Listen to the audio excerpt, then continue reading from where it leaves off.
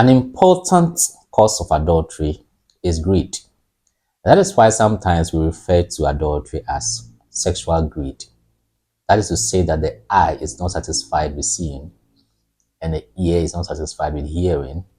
A situation King Solomon in the Bible referred to as chasing after the wind, as if to suggest that we humans may usually desire more than we could ever have.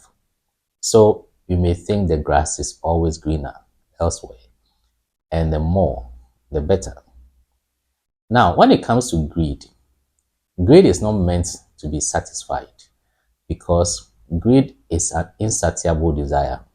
So you cannot satisfy greed by trying to have more, trying to have something else, trying to have something different, trying to have something new, trying to fulfill your fantasies.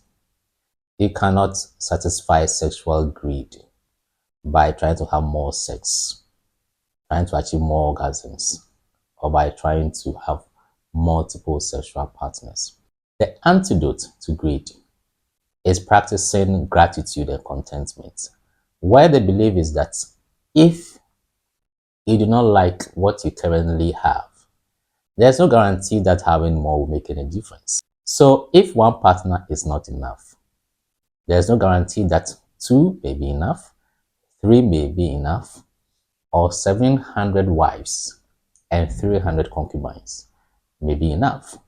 When it comes to the practice of contentment and gratitude, you cannot think about wanting to have everything, wanting to become everything, wanting to do everything before you can admit to yourself that you are enough, you have enough, you have done enough.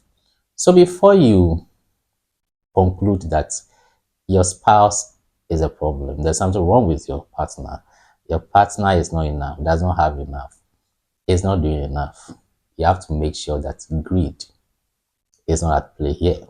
You must also be mindful of the deception where sexual pleasure is made to appear as if it is the greatest thing that has happened to the human being, that it is the greatest need, or it's a human need that the human being cannot do without or cannot survive without.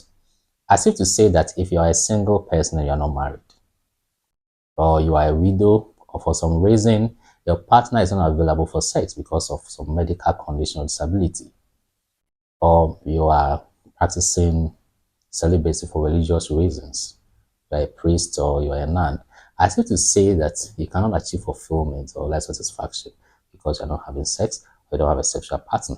That is a big deception. Even Jesus was not married, did not have a sexual partner, but we don't think of him as if he had missed out on life and has not fulfilled destiny.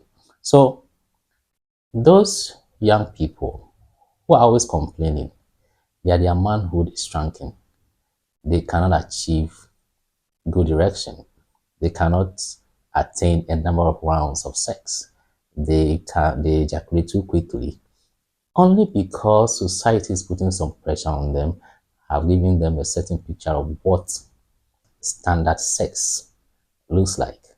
And so they put pressure on you. They want you to give them some pills, some medications, tell them there's something wrong with them because they are not meeting the standards of society as far as sex is concerned. The only time sex is a need is when we have to bring together a sperm from a male and an egg from a female naturally for fertilization to occur, for conception to happen, for procreation to take place, for the sake of propagating the human race.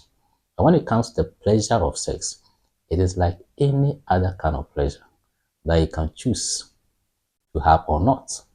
And it is not a requirement for human survival. Like food that you cannot do without for several months, there is no medical reason or medical disease that suggests that if you go without sex for some months, for some days, for some weeks, or for some years, you are going to suffer some negative mental, emotional, and physical health consequences. I'm not saying these things to you because I want you to live a holy life. I want you to please God. I want you to make heaven and not go to hell. I want you to be faithful to your partner. It is because I talk about marriage and your well-being. When I'm talking about money, I talk about money and your well-being. I'm talking about God, I talk about God and your well-being. When I'm talking about marriage and adultery, I'm talking about adultery and how it affects your well-being. And to be honest with you, you cannot achieve human dignity and well-being if you're a slave to your appetites, if you cannot achieve self-mastery, if you pursue insatiable desires, you cannot achieve the peace of mind that leads to some mental and emotional and even physical well-being if you have insatiable desires because of greed. So for your own well-being, your own mental, emotional, and physical well-being, you need to understand that the pursuit of greed cannot lead to the satisfaction that you need to give you peace of mind. That can lead to your mental and emotional well-being and even your physical well-being, your physical health.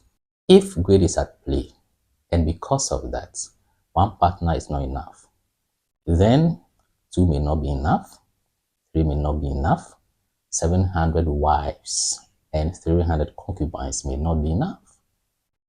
That is why we like to say that adultery is not a cure for sexual greed.